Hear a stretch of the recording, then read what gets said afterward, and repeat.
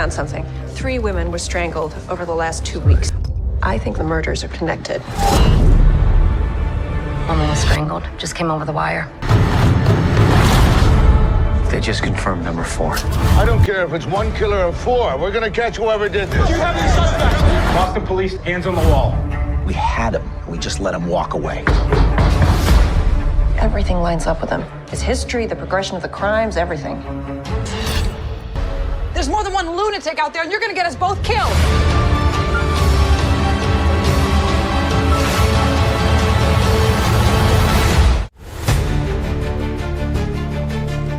La culpa de 11 sangrientos asesinatos recae en un hombre, Albert DeSalvo. I left her on the side of the bed, with her head hanging down, her bust was exposed. En 1962, la ciudad se convierte en el coto de caza de un asesino escurridizo y sádico conocido como el Estrangulador de Boston. You strangled her by using your thumbs against her Adam's apple, right? Right. In the front. Yes. It's unbelievable that it was, really done by me. That's done, and why I did it, I don't understand. Because I know that at this moment to do it, I wouldn't.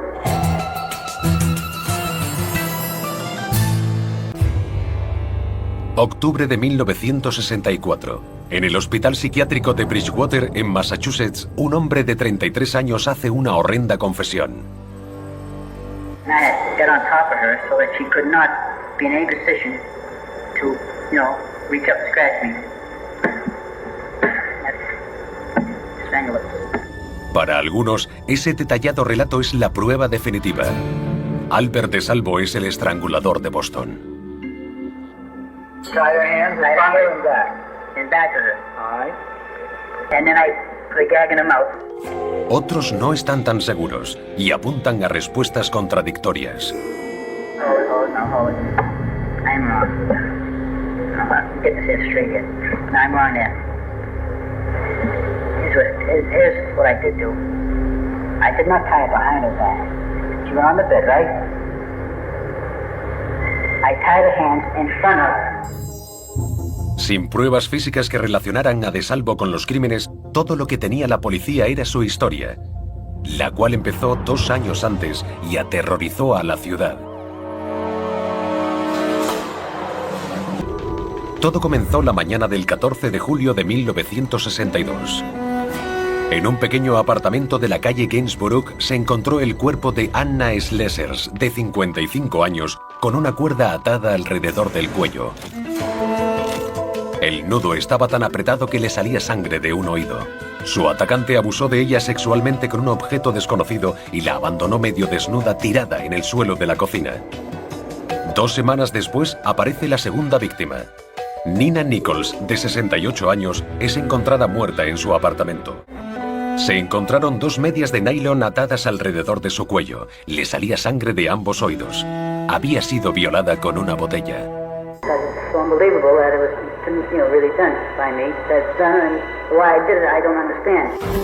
A la semana siguiente, la víctima número 3 fue encontrada en Lynn, al norte de Boston. Helen Blake, de 65 años, yacía en su cama con la parte de arriba del pijama llena de sangre. Tenía 2 medias y un sujetador alrededor del cuello, haciendo un lazo. También había sido violada. Los investigadores sospechaban que es obra de un mismo autor. Las similitudes parecían cuadrar con la truculenta firma de un asesino perturbado. Las autoridades apenas tenían experiencia investigando este tipo de crímenes. De hecho, el término asesino en serie no se usaría hasta pasada una década. La policía destinó todos los recursos disponibles al caso del estrangulador. Por la noche, una unidad especializada de 50 hombres patrullaba las calles en busca del asesino. El número de víctimas seguía aumentando. 3 semanas después, Ida Irga, de 75 años, fue encontrada estrangulada en su apartamento de Boston. Tenía una funda de almohada blanca alrededor del cuello. Su camisón había sido rasgado. El asesino colocó el cuerpo con las piernas abiertas, a horcajadas sobre 2 sillas, expuesto a cualquiera que abriese la puerta. La policía creía que aquella horrible escena había sido montada para burlarse de los investigadores. En ninguno de los escenarios de los crímenes había signos de haber forzado la puerta, ni de robo, ni motivo aparente. Los informativos anunciaban que un loco andaba suelto. A las 24 horas del último asesinato, el cuerpo de otra mujer mayor fue encontrado con la cabeza sumergida en la bañera. La víctima número 5. Jane Sullivan, de 67 años, tenía 2 medias atadas alrededor del cuello. Entonces hubo un periodo de inactividad. Los estrangulamientos cesaron durante 3 meses, hasta el 5 de diciembre de 1962. La víctima número 6. Sophie Clark es encontrada amordazada y estrangulada en su apartamento cercano a la Universidad de Boston. Las otras víctimas eran mayores y blancas. Sophie era joven y negra. Ahora la policía se enfrentaba a la posibilidad de 2 asesinos distintos, no relacionados.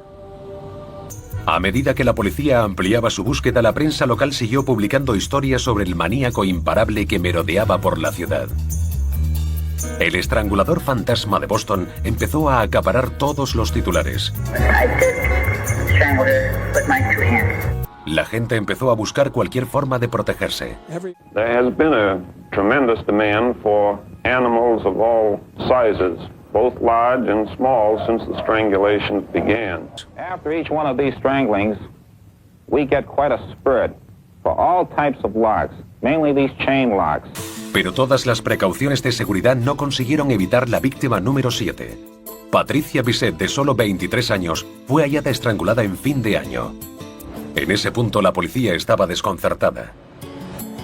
Al año siguiente, 3 mujeres más murieron a manos del estrangulador, incluida Joan Graff, violada y estrangulada el mismo día que Estados Unidos lloraba la muerte del presidente Kennedy.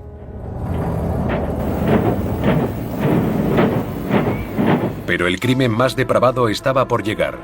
La víctima número 11.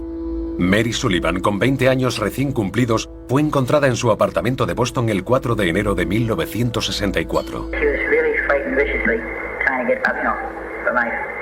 Entonces los asesinatos cesaron del mismo modo misterioso en el que habían comenzado. La policía había investigado todas las pistas, pero no tenía pruebas. Así que el estado de Massachusetts creó el Departamento del Estrangulador, una fuerza policial con un objetivo: atrapar al asesino. Un abogado mercantil jubilado llamado John Bottomley fue puesto a cargo del Departamento del Estrangulador, a pesar de carecer de experiencia en investigaciones criminales. Aún así, muchos de los agentes del caso pensaban que el trabajo del departamento estaba al día. Since June 1962, we've interrogated or interviewed over 5,000 people. We've screened over 2,500 sex offenders who have been released from mental hospitals and jails and institutions. La policía nunca encontró al estrangulador de Boston. Por el contrario, el estrangulador encontró a la policía. Casi un año después del último asesinato, Albert Henry DeSalvo confesó ser el estrangulador de Boston. Marzo de 1965. Por primera vez, el asesino desconocido que había aterrorizado la ciudad de Boston adquiría una identidad. Pero para todo el miedo que había infundido, no parecía muy aterrador. Su nombre era Albert DeSalvo. Un trabajador de la construcción de 33 años confesó los asesinatos perpetrados durante esos 18 meses. Por entonces estaba a la espera de juicio por varias violaciones. Sus confesiones contenían muchos detalles precisos, incluyendo una descripción del estrangulamiento de Mary Sullivan. I left her on the side of the bed, with her head hanging down, her bust was exposed, and was she lying flat on her back, or was she? No, she was sitting up. Pero otros detalles no coincidían. Aún así, los investigadores creían tener suficiente información para justificar la investigación del nuevo sospechoso. La policía y los periodistas empezaron a desentrañar la problemática vida de Albert DeSalvo. Comenzó durante la Gran Depresión, en Chelsea, la localidad más pobre de Massachusetts. Con 12 años, Albert se dedicaba a todo tipo de trabajos después del colegio. Repartía flores y limpiaba zapatos para ganar algo de dinero. Sobre todo, intentaba facilitar la vida a sus hermanos y hermanas. Pero antes de cumplir los 13, Albert fue fichado por la policía. El juez impuso a Albert una pena condicional. A las pocas semanas, volvió a ser detenido por allanamiento de morada. Robó joyas por valor de $24 de la casa de un vecino. Esta vez, no hubo advertencia y fue encerrado en el reformatorio Lehman School, donde pasó 2 años. Tras ser liberado, empezó a mostrarse muy prometedor en el colegio. A pesar de la desaparición de su padre, su vida familiar seguía siendo problemática. Como en su niñez, el adolescente Albert estuvo expuesto a la promiscuidad sexual. En esta ocasión, por parte de unos vecinos de su edificio en la zona este de Chelsea. De adolescente, Albert empezó a mostrar un lado sádico. Solo tenía 17 años y un diploma del instituto cuando decidió alistarse en el ejército. Completó la instrucción básica en Fort Dix, Nueva Jersey, y fue destinado a Alemania en 1949. En un baile conoció a una mujer llamada Irmgard Beck. Se enamoraron.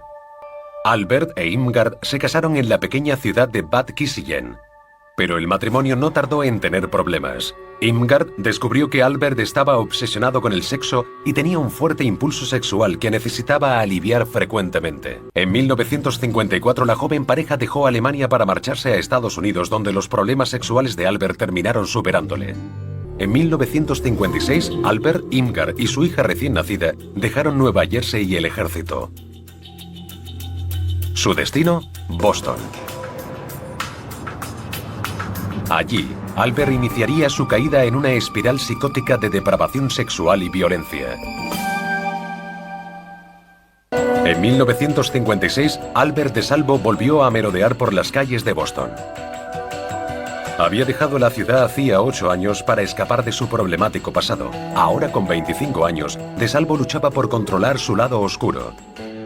En apariencia era un padre de familia que adoraba a su esposa Irmgard y a su hija. DeSalvo aceptaba cualquier trabajo que encontraba, en una fábrica de zapatos, en unos astilleros y finalmente en la construcción.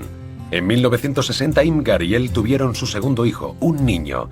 Pero DeSalvo estaba inquieto. Y también estaba perdiendo la batalla contra sus ansias de sexo. DeSalvo había empezado a recorrer las calles de Cambridge en busca de presas. Ideó un plan para engañar a jóvenes ingenuas, basado en su encanto. Algunas víctimas lo denunciaron a la policía y empezaron a buscar al que apodaron el Medidor. Mientras tanto, DeSalvo diversificaba sus actividades y empezaba a convertirse en un experto en allanamientos.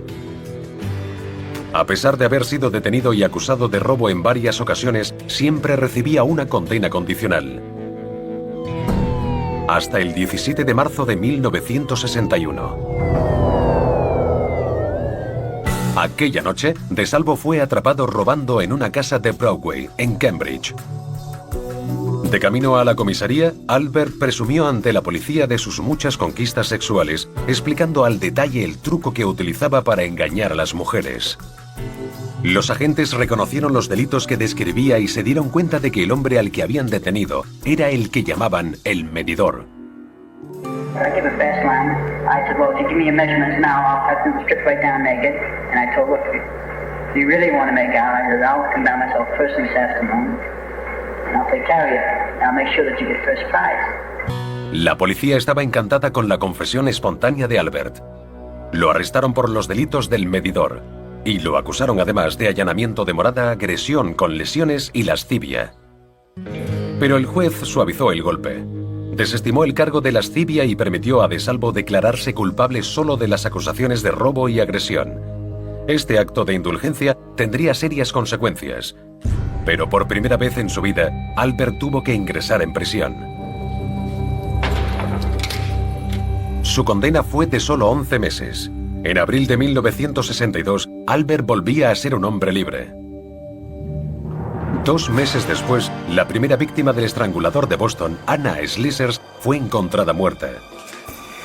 Durante los próximos 18 meses, los espeluznantes asesinatos del estrangulador de Boston aterrorizaron a la nación.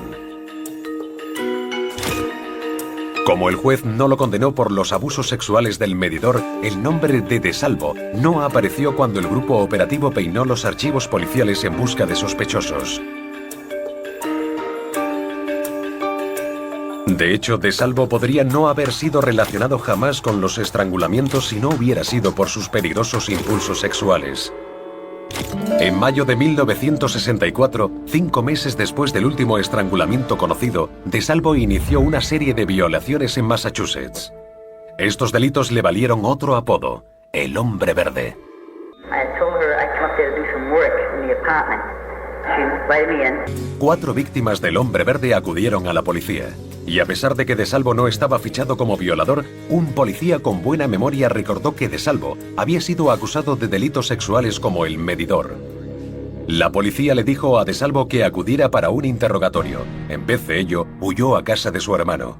Fue allí donde DeSalvo hizo una desconcertante confesión a su cuñada sobre un allanamiento que había salido mal. La mujer a la que DeSalvo se refería era Mary Mullen, de 85 años. De hecho, fue encontrada muerta de un ataque al corazón en su casa, pero no había pruebas de ningún acto delictivo y su muerte nunca fue considerada un homicidio. A continuación, DeSalvo condujo de vuelta a su casa y se llevó a su hermano y a su cuñada con él. Cuando llegaron, la policía lo estaba esperando. La persecución continuó a pie. Cuando a uno de los agentes se le cayó su arma, DeSalvo dejó de correr inexplicablemente. Encontró el arma y la devolvió. El agente lo esposó. Cuando fue interrogado, DeSalvo confesó algunas de las violaciones del Hombre Verde. Comentar sus delitos era algo natural para él. Solía presumir a menudo de sus conquistas. El juez del caso consideró que las confesiones eran lo suficientemente inquietantes como para enviar a DeSalvo a un hospital mental para su observación. Allí DeSalvo conocería a otro paciente llamado George Nassar. Como siempre, DeSalvo no pudo evitar presumir de sus hazañas. Con la ayuda de Nassar, DeSalvo se convertiría en el infame estrangulador de Boston. 1964. Los días de Albert DeSalvo como fugitivo de la ley llegaron a su fin. Ahora estaba encerrado en el Hospital Estatal de Bridgewater, una penitenciaría psiquiátrica para los criminales dementes en Massachusetts. DeSalvo fue acusado de una serie de violaciones perpetradas por el apodado Hombre Verde, ya que vestía ropa de trabajo. Ahora estaba en manos de los psiquiatras de Bridgewater determinar si este depredador sexual estaba capacitado para someterse a un juicio. Declarado capacitado, DeSalvo fue enviado de vuelta a la cárcel, pero no por mucho tiempo. El juez no tardó en enviar a DeSalvo de vuelta al hospital. Esta vez, los psiquiatras lo consideraron incapacitado. De repente, DeSalvo empezó a hacer desconcertantes confesiones a cualquiera que quisiera escucharlo. Nassar estaba en espera de juicio por apuñalar y disparar contra el dependiente de una gasolinera. No tardó en convertirse en el confidente de DeSalvo. Según Nassar, los terribles crímenes de DeSalvo apuntaban a los cometidos por el estrangulador de Boston. Nassar le dijo que comentaría el problema a su abogado, el famoso defensor F. Lee Bailey. Este se sintió intrigado por las declaraciones a medias de DeSalvo. Pero las confesiones de crímenes sin resolver son muy comunes en las cárceles y a veces inventadas, así que Bailey quería alguna prueba de que Albert decía la verdad. Acudió a la policía de Boston e hizo preguntas concretas sobre los estrangulamientos. Cuando Bailey llegó con la lista de preguntas para DeSalvo, George Nassar estaba presente. Bailey comprobó las respuestas de DeSalvo con la policía y confirmaron que había pasado la prueba. Ahora Bailey estaba seguro de que trataba con el verdadero estrangulador de Boston. Llamó a la esposa de DeSalvo, Irmgard, y se lo dijo. Esta hizo las maletas y se marchó junto con sus hijos. DeSalvo nunca volvería a ver a su familia. Pero cuando su hermano Richard fue a visitarlo, Albert le dijo que tenía grandes planes para el futuro. F. Lee Bailey asumió la defensa de DeSalvo. Su prioridad era apartar a su cliente de la silla eléctrica. El Estado accedió. A cambio de las confesiones, las palabras de Albert no podrían ser utilizadas en su contra. La policía tenía la intención de corroborar las confesiones con pruebas físicas para procesarlo. Y los investigadores empezaron a interrogar a DeSalvo. Intervino el jefe del grupo operativo, John Bottomley. Como ex abogado mercantil, esta sería su primera vez en una sala de interrogatorios. Con él se encontraba el abogado de oficio George McGrath. Albert describió el asesinato de Nina Nichols, la víctima número 2, y dibujó un croquis de su apartamento. I was right here. And you grabbed it. Grabbed it right here. Right, and fell back on the bed. She fell back, right? Yes. I was in this position here. Right here. Right, and my feet went right around her and crossed over this way here. Crossed around her waist? No, it crossed over like, just everything built up inside me. Before you know it, I put my arm around her and that was it. Para atraer a su última víctima, Mary Sullivan, DeSalvo explicó que había utilizado el truco del hombre verde. I told her I'd come up there to do some work in the apartment. And she said, well, I didn't know nothing about it. But anyhow, she invited me in. I went in with her, and that's where I put the knife to her. And told her, don't scream. I won't hurt you. She was still alive when I headed to close her. She allowed me to do it to her. You understand me? After I had taken her clothes off, right? I said, now I'm going to tie you up. I'm going to leave. And I had got on top of her so that she could not be in any position to, reach up and scratch me. That's strangle it. El siguiente detalle que dio solo podía conocer el verdadero asesino de Sullivan. There's something I did with her. What did you do with her? I know I left the broom inside her, but I didn't insert it to hurt her and penetrate her. You understand me? En algunos momentos resultaba obvia la inexperiencia de Bottomley. En este caso, parece estar guiando a DeSalvo a explicar por qué, a pesar de la lucha, no había evidencias físicas, como sangre, en el escenario del crimen. She didn't actually break the final layer of skin. You didn't bleed. Oh, yes. You did bleed? Well, when you say bleed, the word bleed means to go... Oh, I don't mean a big flowing blood. I mean, yes, you did. Blood was out of your hand? Oh, yes. Okay. So there should have been some blood on her hands as well. Well, you mean a scratch? What's this? Well, you can't see. She went real... She thought she was on it. Like a scratch and it oozed blood. You see? I just did it. But she kept until she went. It was wrong. En total, DeSalvo afirmaba haber matado a 13 mujeres, 2 más de las que sospechaba la policía. Pero tras horas de interrogatorio, lo único que tenían eran palabras. No podían relacionarlo con ninguna prueba física. No había testigos, y las huellas de los escenarios no coincidían con la de DeSalvo. Nada lo relacionaba con los crímenes, excepto su declaración. La policía había accedido a no utilizar las confesiones de DeSalvo como prueba en su contra, y no eran capaces de respaldar dichas declaraciones con pruebas físicas. Eso significaba que DeSalvo nunca fue acusado por los crímenes del estrangulador y nunca fue juzgado por ello. En su lugar fue condenado solo por los delitos cometidos como el hombre verde. Por supuesto, a la luz de esas confesiones, mucha gente creyó resuelto el misterio del estrangulador. Bailey creía que la fama de DeSalvo como el estrangulador de Boston reforzaría su defensa de demencia en el juicio del hombre verde. I hope that they recognize insanity because I think it will promote some interest in finding out why he is the way he is. La acusación declaró que DeSalvo diferenciaba el bien del mal. El juicio duró 8 días. El jurado tardó 4 horas en alcanzar un veredicto. Culpable, pero no demente. DeSalvo fue declarado culpable de todos los cargos. El juez lo condenó a cadena perpetua. Todo el mundo creía que el estrangulador de Boston por fin estaba entre rejas. Pero la prisión no retendría a Albert DeSalvo por mucho tiempo. Albert DeSalvo nunca volvería a ser un hombre libre. Había sido condenado a cadena perpetua por una serie de violaciones, pero era más conocido como el estrangulador de Boston. En enero de 1967 volvió a ser ingresado en un hospital psiquiátrico a la espera de ser trasladado a una prisión. DeSalvo estaba dispuesto a hacer lo necesario para evitarlo, así que un mes después, él y otros 2 pacientes prepararon una fuga desesperada. Well, insofar as we know, one of them, at least, must have had either a key or some type of metal artifact, whereby he was able to put his arm out of what is known as the peephole in the door. Los 3 fugitivos saltaron por el hueco de un ascensor en obras y escalaron un muro. En Boston se separaron. La noche del 24 de febrero de 1967, Albert DeSalvo andaba suelto. De nuevo el miedo atenazó a la ciudad. La policía fuertemente armada, incluso con gas lacrimógeno, peinó la zona. DeSalvo huyó de Boston y se dirigió al norte, a la ciudad de Lynn. Hacía 36 horas que se había fugado. Y tras conseguir pasar inadvertido con un uniforme naval que había encontrado, DeSalvo entró en una zapatería y pidió usar el teléfono. Literalmente dijo que necesitaba llamar a F. Lee. A los pocos minutos la policía llegó a la tienda.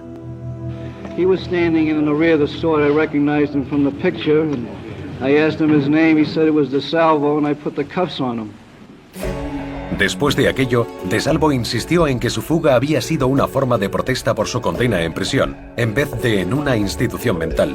Albert has had a single-minded and often articulated desire ever since he got in the place, and he initially retained me for the purpose of getting him to an institution where there were doctors. It was that simple. Tras su captura, DeSalvo fue enviado inmediatamente al lugar que tanto había intentado evitar, la penitenciaría más estricta de Massachusetts, Walpole. Allí se reencontró con Nassar, que cumplía cadena perpetua por asesinato. Ambos llegaron a un acuerdo que esperaban les diera dinero y fama.